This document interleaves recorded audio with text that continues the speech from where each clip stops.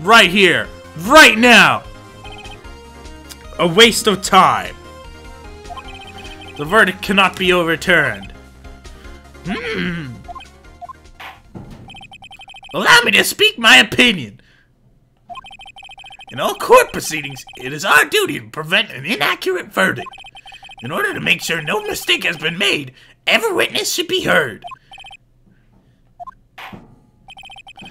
I will withdraw my previous verdict of guilty.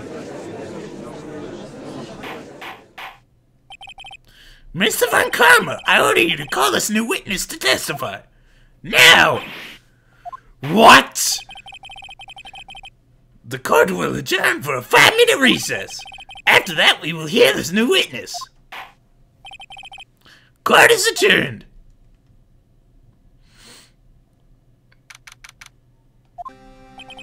Phew. That was too close. Sorry to keep you on the edge of the seat your seat like that, Edgeworth. I've seen worse. Yeah, right, Edgeworth. You're sweating bullets. Bullets, you say? His sweat was the murder weapon! I just wonder what Larry plans to say in there. Larry was at the lake that night. Yeah. He said he went looking for the steel samurai balloon that flew into the lake. I'm good at English. Alright, and he found the balloon in the air tank then. That night? Yeah. Hey, Edgeworth. Huh? You say something right? Yeah, a lot of things. You seem out of it. What's wrong? It's not like you were just, convicted of murder. It's nothing.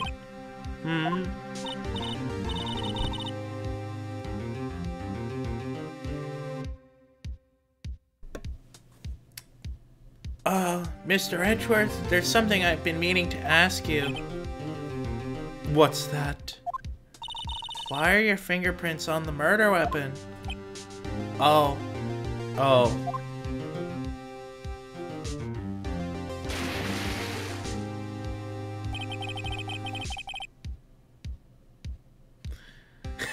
I can't disagree with that.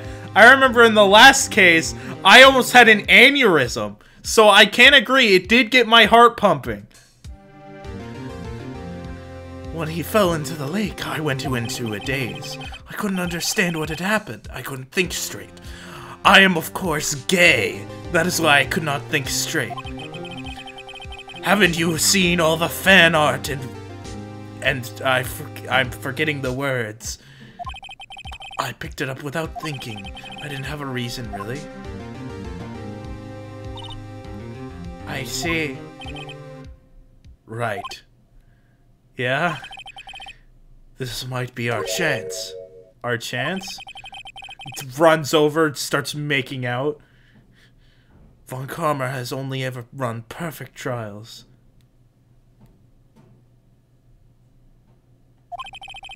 Perfect trials?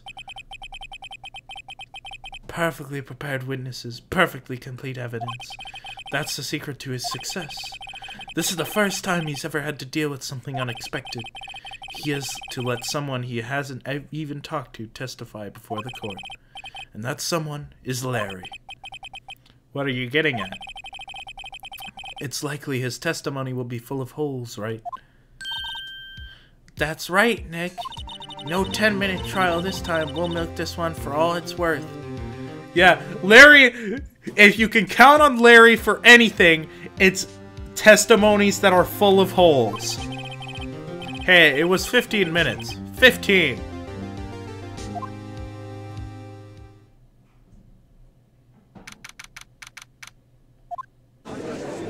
Yo, it's Larry. Court is now back in session. Witness, please testify to the court about everything that you saw on the night of December 24th. Yeah, when something smells, it's usually the butts. Right, leave it to me. Please, Larry, don't mess this one up. I hate to admit it, but you're our last chance. Even though there's plenty of evidence. Von Karma didn't even have time to prep his witness. I just hope Edgeworth is right about this being our big break.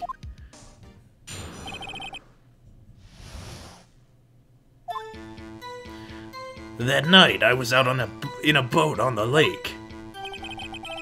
I was looking for something and I, found it. So I quietly slipped the boat back in at the rental shop dock. Then, just as I was thinking about going home, I heard this bang. I looked out over the lake, but I didn't see a boat. So after I heard that single gunshot, I went home. Yep, there's 2 gunshots, though. That was an unusually vague testimony, even for this court. In any case, Mr. Wright, you may begin your cross-examination. What's wrong, Nick? It's Larry. I have no idea what he's gonna say if I press him. 6th statement. Do I present or press? I'm a little scared. Huh. Well, we've come this far. There's no way to go but forward, Nick. I'm assuming it's about the fact that... Wait, hold on. I have to go back and count. 1, 2, 3, 4, 5, 6. Present.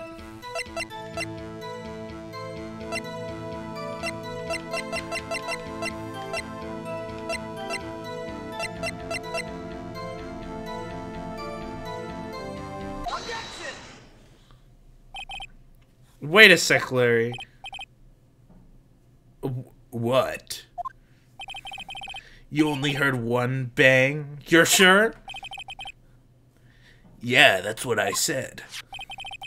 But Miss Lotta Hart testified yesterday that she heard 2 bangs.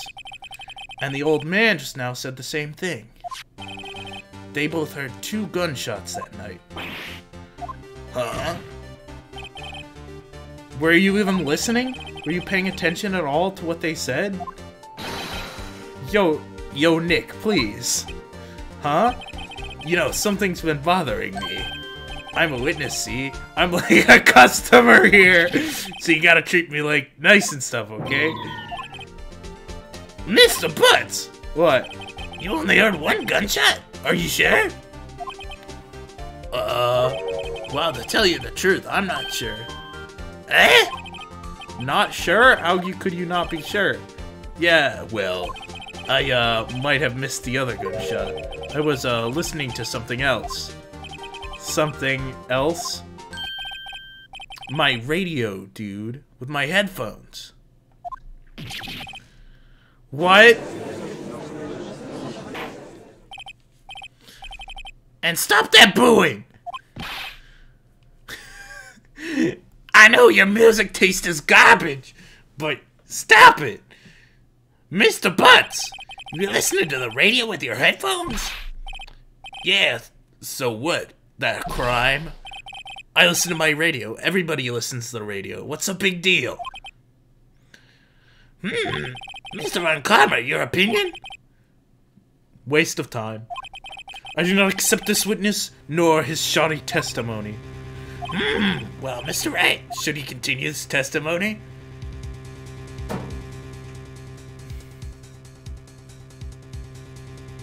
Yes. Oh, whoops. I'm dumb!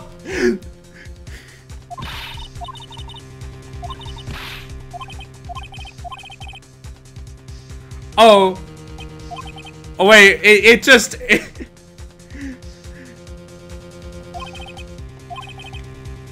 I think it just is like, it doesn't give you an option.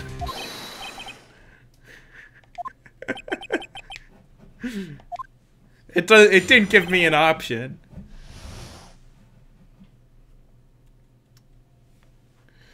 What Larry heard. It's lonely being alone on Christmas Eve. That's why I was listening to an all-request show on the radio, see? I was listening to it real booming loud, like, but I'm sure I heard that gunshot. I remember exactly what the DJ was saying when I heard it, too. You were listening to radio at high volume? Yeah, what's the big problem? Can a man listen to his radio in peace? Isn't this a free country? Apparently not.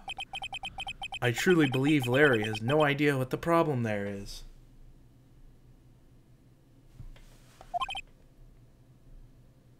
Judge, can you believe a word this witness says?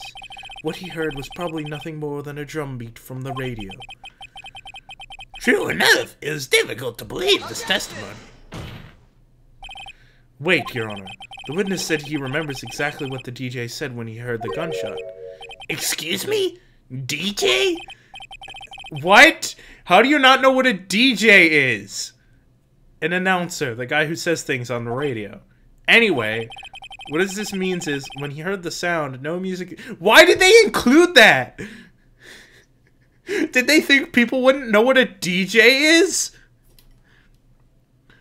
What this means, when he heard the sound, no music was playing. The DJ only talks between songs, so he could have heard the gunshot from the lake. I'd like to cross-examine the witness, Your Honor. Very well, Mr. Red. Can't believe I'm continuing this charade.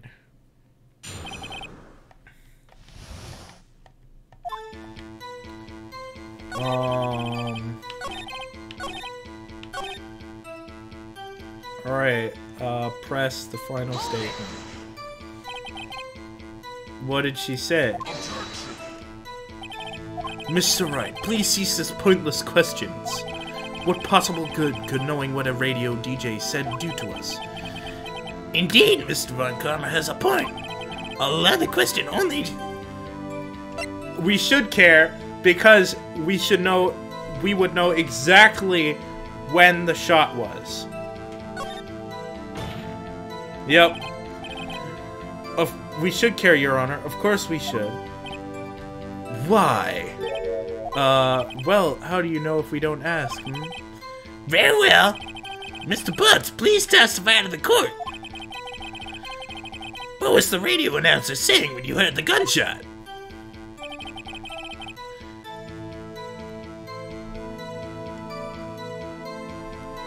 So...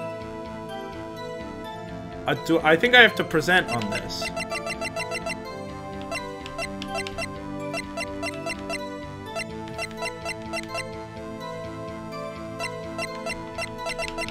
The first lake photo. Got it. Larry, are you absolutely sure that what you're saying is correct? Oh, that was my controller. What's with the face? You look scary, dude. Hey, if you're trying to scare me, you better know I don't scare that easy. Is something the matter, Mr. Wright? Your Honor, did you hear what the witness just said? The DJ said, "Hey, it's almost Christmas," when he heard the gunshot. Indeed, and? Almost Christmas means it wasn't Christmas. Ah, it's the meme! It's the meme! Do you realize what this means? When he heard the gunshot, it was still Christmas Eve. That would seem to be the case, yes. But he should have heard that gunshot after midnight. This photograph is irrefutable proof to that fact. Let's see what the time was on the photo taken when the gun triggered Miss Hart's camera. 15 minutes after midnight on Christmas Day. This is a clear contradiction, Your Honor.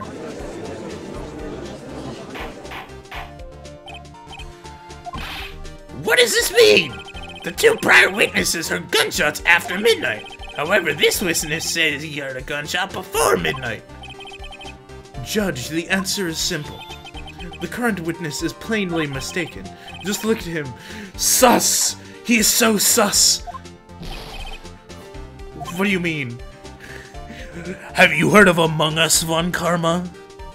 I know you can do it, Von Karma. You have to be sussy. Well, Mr. Wright, what do you think about Mr. Butts' claim before you... Larry's right. Larry's not mistaken, Your Honor. He heard the gunshot before midnight. Intriguing. I'm assuming you have evidence for this wild claim? Show me evidence there was a gunshot before midnight. It's this one, no.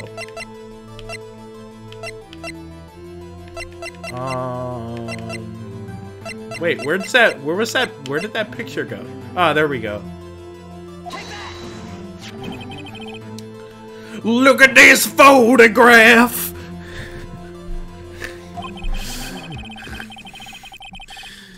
This was taken by our witness yesterday, Miss Lotta Hart, with her automatic camera. The timestamp on the photo reads December 24th, 11:50 p.m.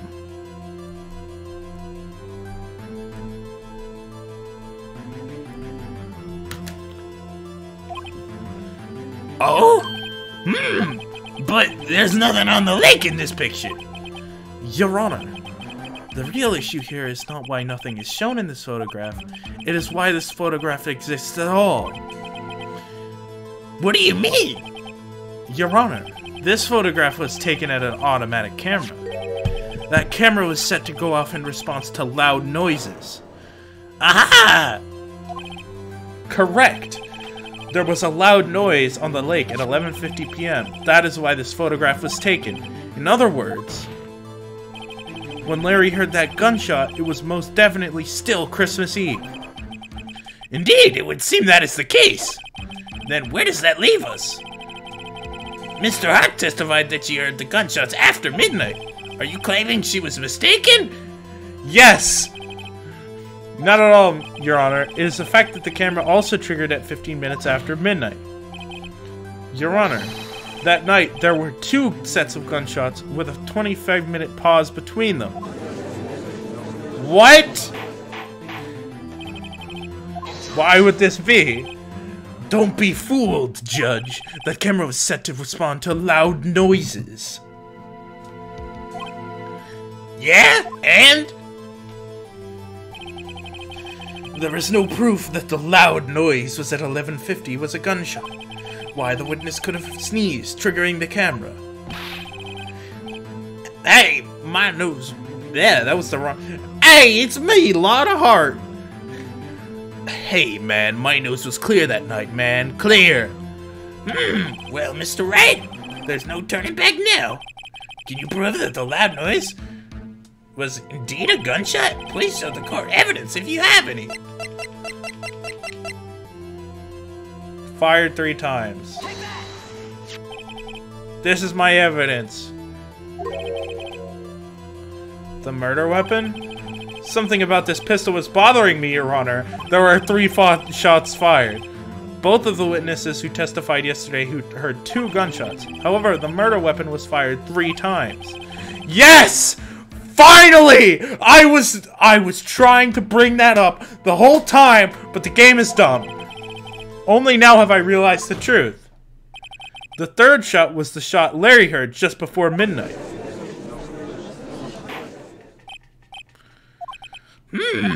That would make sense of the evidence we've been seeing so far. However, this leaves me wondering exactly what did happen on the that lake. Exactly. If this is true, there were 2 sets of gunshots, separated by 25 minutes.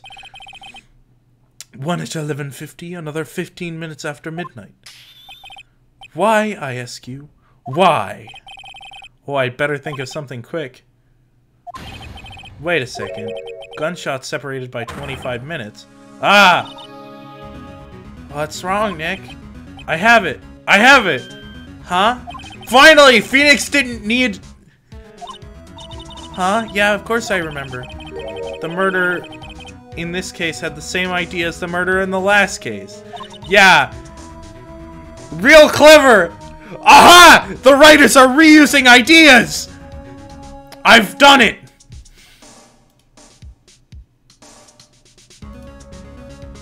I figured it out. Maya! The writers are hacks! If we don't figure this out now, we'll never overturn Edgeworth's guilty verdict. I've got a hunch, and I'm gonna run with it. Right, I mean, is this safe?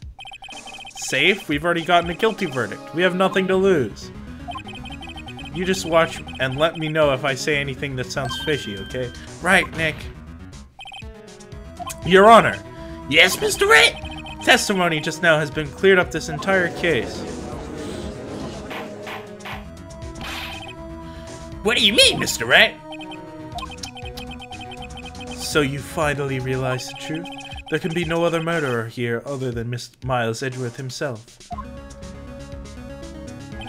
Wrong, Von Karma. A man was shot that night, but it wasn't Edgeworth who did the shooting. Listen, rookie.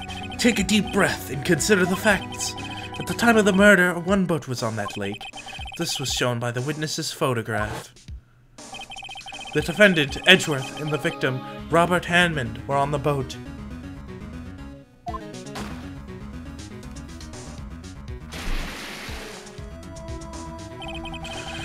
There was a gunshot fired on that boat, and Robert Hammond fell into the lake. The distance of the shooting was 1 meter. It couldn't have been suicide.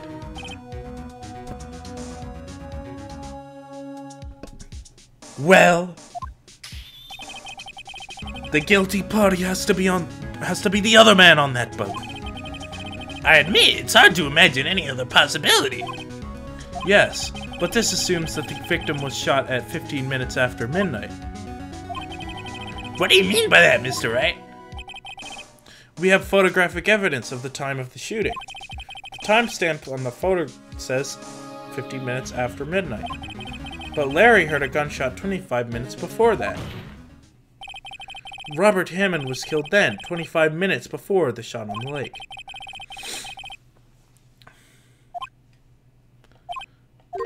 Mr. Wright, are you quite mad? Explain who the two men on the boat are.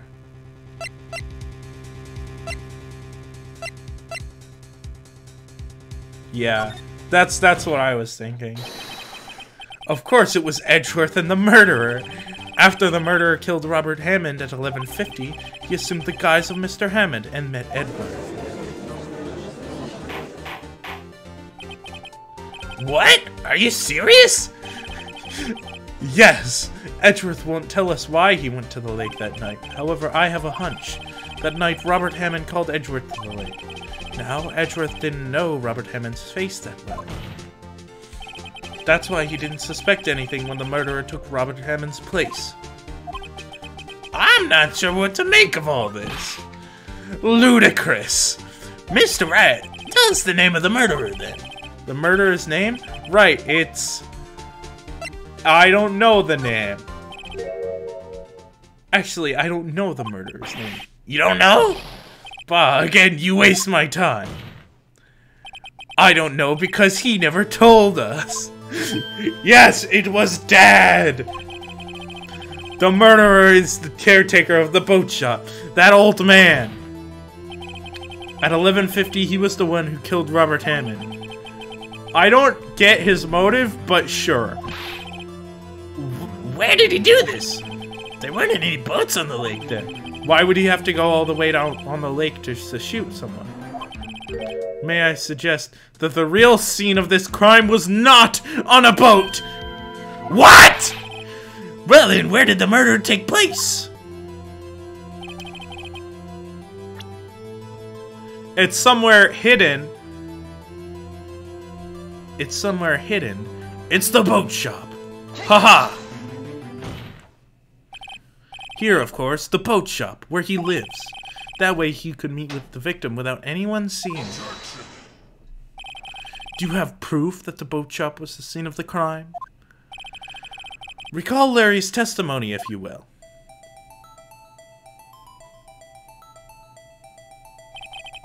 That night he was out on the lake in a boat, searching for something.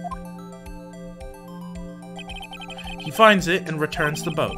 Then, just as he's starting to head for home, he hears a gunshot. He heard a gunshot, Your Honor, even though he was wearing headphones at the time. In other words, the gunshot was very, very close by. And where would that be if he had just returned a boat? The boat shop! Mr. Rat, what happened that night on Gourd Lake? Please tell the court from the beginning. Yes, Your Honor. Nick, are you sure about this? Not really. Yeah, that's fair. But if I start at the very beginning and I take it slow, I might be able to figure this out. That night, the caretaker of the boat shop called Robert Hammond to his shop.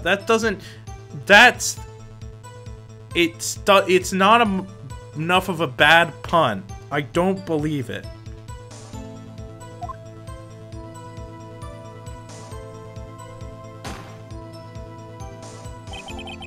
This was around 11:50. That was when the gunshot that Larry heard was fired.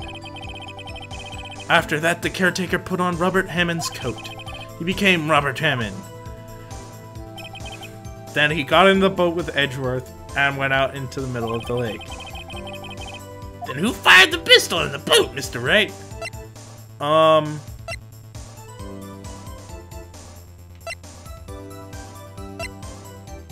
I'm assuming it's Edgeworth.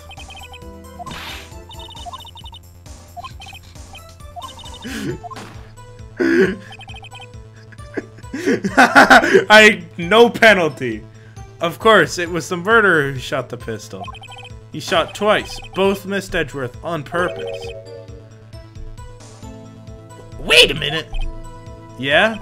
Why would he shoot twice if he didn't mean to hit anyone? Know this, Mr. Wright. The moment you run out of explanations is the moment you lose. Alright, have fun. Good luck with whatever you're doing. Because to create a witness. I believe he shot twice to create a witness, Your Honor. Create a witness?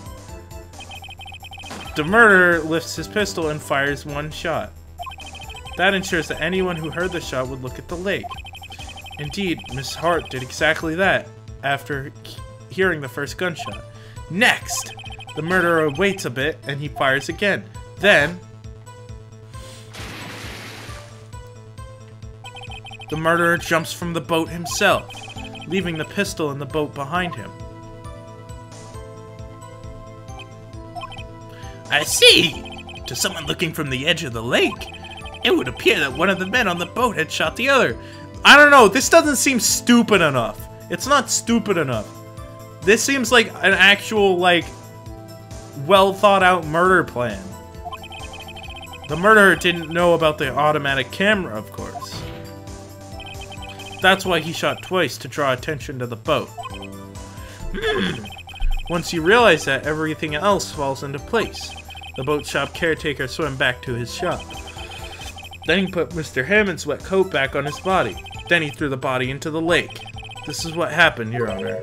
These are the events that transpired that night on Gourd Lake. Bailiff! Bring out the witness from before! The boat shop caretaker, quick!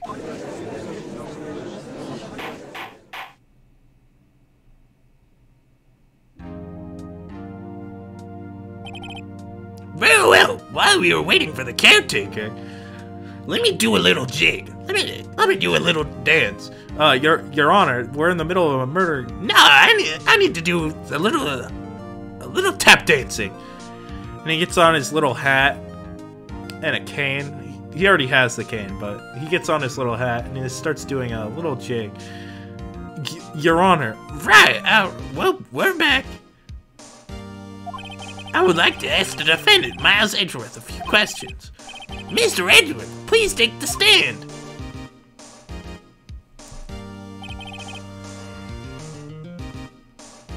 Mr. Edgeworth, you heard what the defense has said? Yes. Well, why did you go to the lake that night? What Wright has said was mostly correct. Astonishingly so, actually. Yes. Several days ago, I received a letter. The letter was signed Robert Hammond. He asked me to come to the boat shop by the lake at midnight on Christmas Eve. He said that he had something very important to discuss with me. Something important? I'm sorry, I can't say what it was. Your Honor, sir. Bailiff, we're conducting a trial here. I ask that you remain quiet. The witness has disappeared. He isn't at the boat shop either. What? What should I do? Find him quickly! We cannot allow him to get away!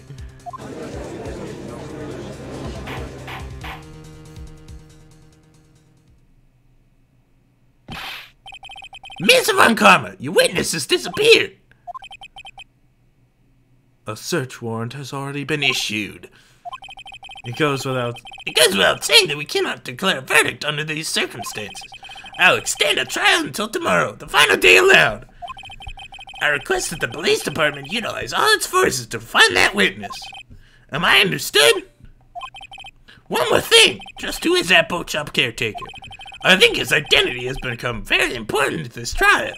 I want him, and I want to know who he is. Very well. Court is adjourned.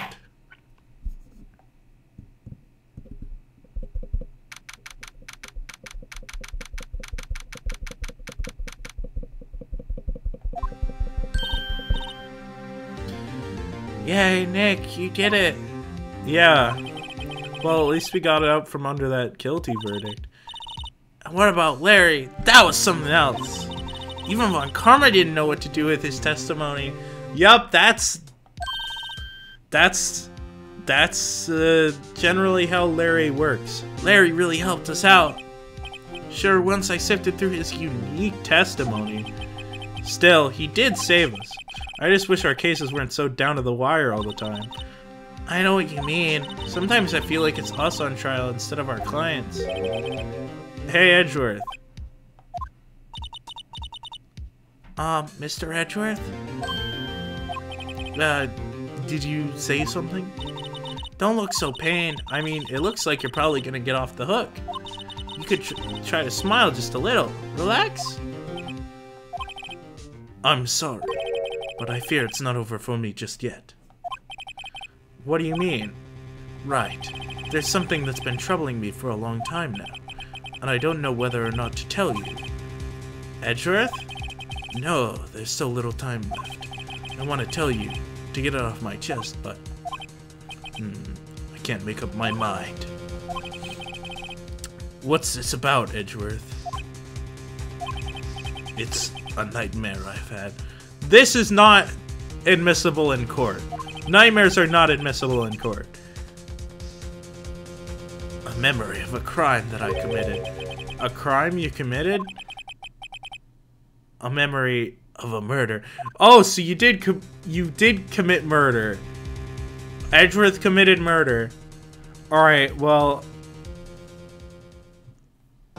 It's nearly 7:30. I just finished a portion of the trial. I'm good for today. I mean, he did say of a crime he committed, and he said he had a dream about murder. Are these two separate things? I have no clue.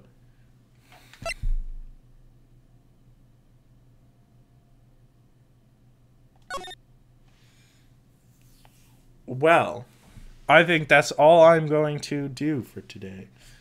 But he did pass out. He's a tiny little child with child lungs. Who can say?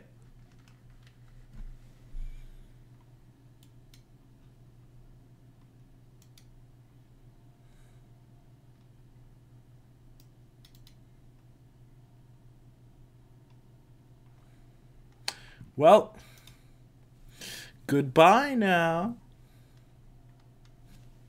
So the murdered could have killed his dad once he passed out. Yep.